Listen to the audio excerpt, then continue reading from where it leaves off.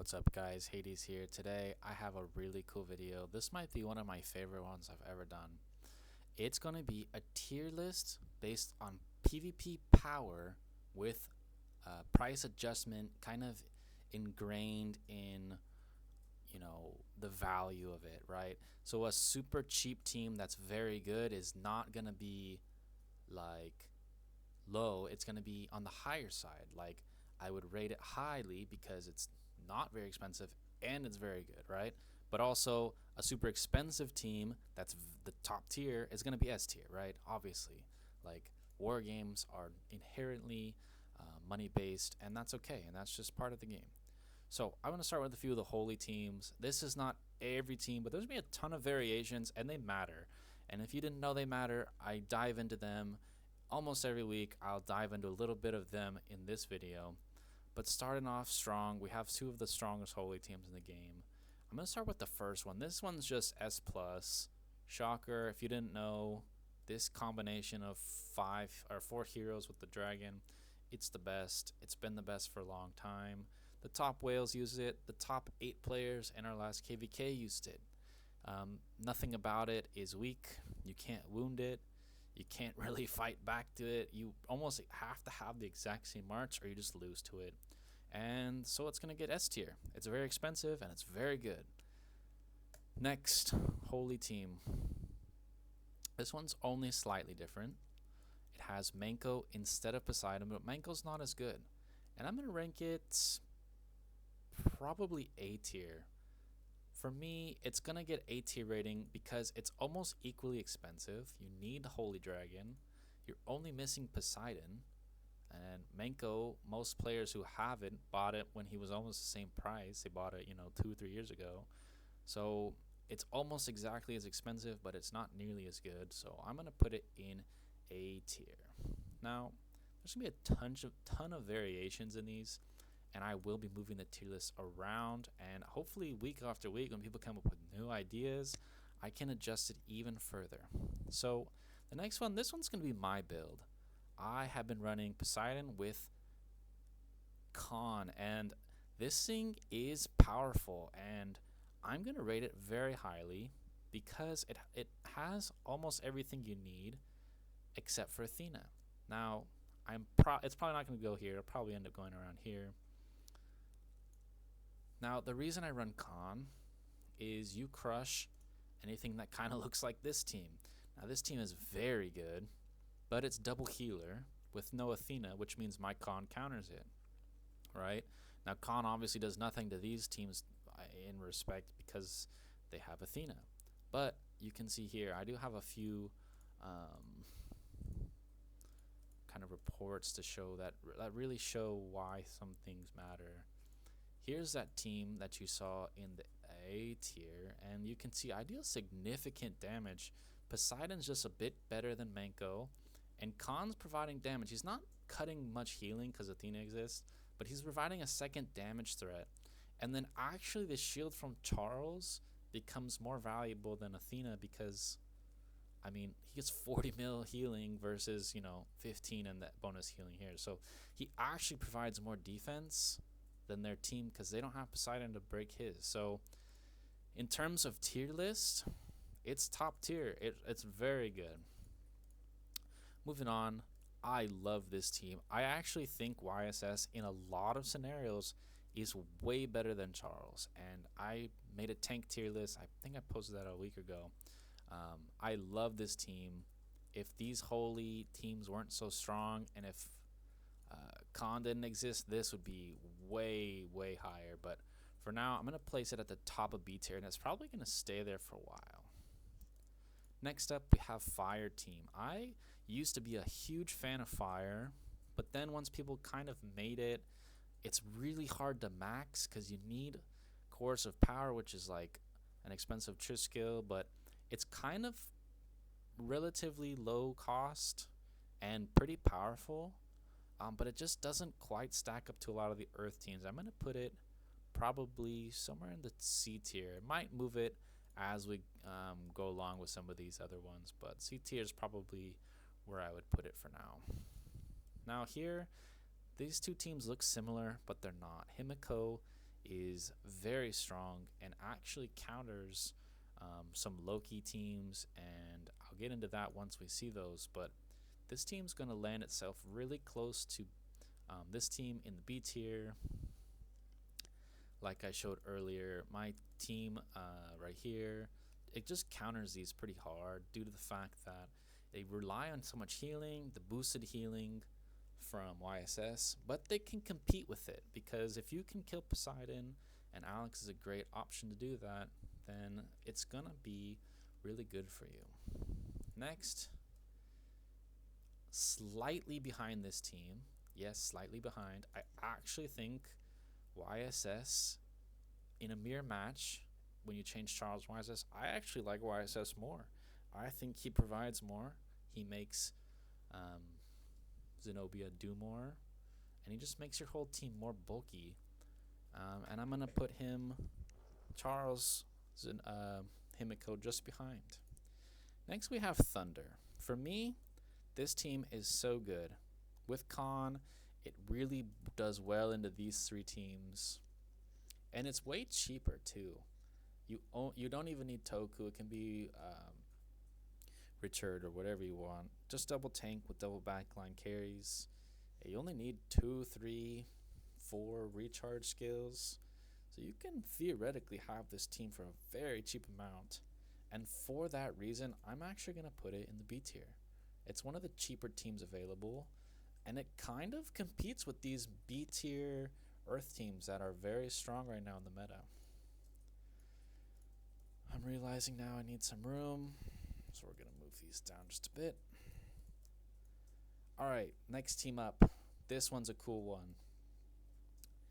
It's got the YSS with Athena and a healer, and these 3 core with 1 kind of damage dealer is so cool. This is absolutely S tier. I love this team. It's so good. You can actually replace the low key with any mage and just give them full damage. The only downside of this team is it's very expensive. You kind of need infinite firepower, but the 5 Earth is really cool.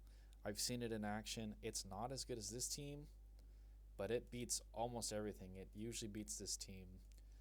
It's S tier for sure, power-wise. It's very, very strong. Moving on, we have Con Earth. Now, I'm a big fan of this. It definitely counters everything here. I'm actually going to mark it just behind my current build, because it does exactly the same thing, except Alex is just slightly worse than Poseidon in terms of damage across the board. Alex can't really compete with this team, where this team can. I actually don't win very well into this team just because the Con and Alex actually burst a little harder if they match up right, but these teams are very close to each other in terms of power. Next, we have a team very similar to here. However, the Theodora has been switched, and this actually increases the power level of this team by a lot, because what happens is there's a few Liz teams or Poseidon or whatever, and she cleanses a lot of the Blade Vortex damage, and she actually becomes better than a lot of these squads when they match up 1v1. So I'm actually going to move this probably between these two. I'm going to go something like this. Sadly, we'll have to slide it over, but that's okay. You can always just rewind or look through the video as you see fit. There we go. Next, we have Hybrid. I have been a big fan of Hybrid forever. It's been good for the past 2 to 3 years. If you have the right skills, this team is so good. It has wound, it has single target damage, and guess what every team has? Main carry, main carry, main carry, main carry. This team is so good, and it's cheap. I'm actually going to place it in the S tier. This is one of the few teams that I think is like truly S tier worthy, because it's turbo cheap. This is basically a free march. You can get it with gems. All you need is like maybe 6 or 7 recharge skills. So it's like maybe 500 to 1,000 compared to the other ones that are like 5 to 10,000. Let me just give you a quick example. Right here, here's a 600,000 hybrid team against mine. Guess what? Alex hit Poseidon, Hannibal hits Poseidon. When my Poseidon dies, I lose. And guess what? There's built-in wound, my Zenobia becomes useless, and I lose. And this is what hybrid can do when you do it right. You just need a couple Triss skills. So yeah, this is one of the few that really gets a huge boost based on its price. Now, don't get me wrong, it doesn't even get close to some of these top teams, and it doesn't have a good chance.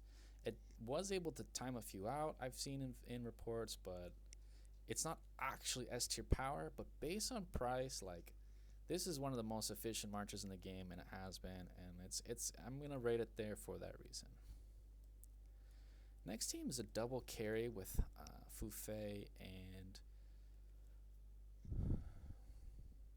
Theodora. I like this one right here. A tier for sure. It's a bit expensive, and your carry is not super strong, but it beats everything below it, right? It pretty much dominates all of it. It can usually take on hybrid. It can take on this kind of holy team, but it gets crushed by this one and this one. So I like it right here. It's a good spot for it. Next would be, I would just call this a standard Earth Loki. Most teams have something like this. You can, of course, swap Charles out. I like this one a lot. This counters a lot of things, and it's not too expensive because almost everything in it is free except for Loki and a few of the Triss skills. And like I said, like back in the day, Holy and Shadow were probably about 2,000, and Chaos are about 3,000, so it's barely more than those. And this thing is tough to fight, and it's not very expensive comparatively. All you're doing is adding one Chaos, and you get tons of value. It beats everything below it. I'm gonna put this probably either the back of S, or probably, let's go late in the A tier. I like it somewhere in there. That seems about right for me. And here's the last one I have. It's going to be pretty much the same thing, except you're adding a Chaos and you're swapping in Theodora. This one for me is S tier. At the back of S tier. It's a little bit on the expensive side to not get a bunch more upside, but I think it's worth it, worth the trade-off. Now, this is just the first iteration of this tier list. I will be updating it. If you want me to fill in kind of the C and D tier, I can do that. This would be filled with a lot of kind of lower tier things. A lot of these are very similar, but they have their differences.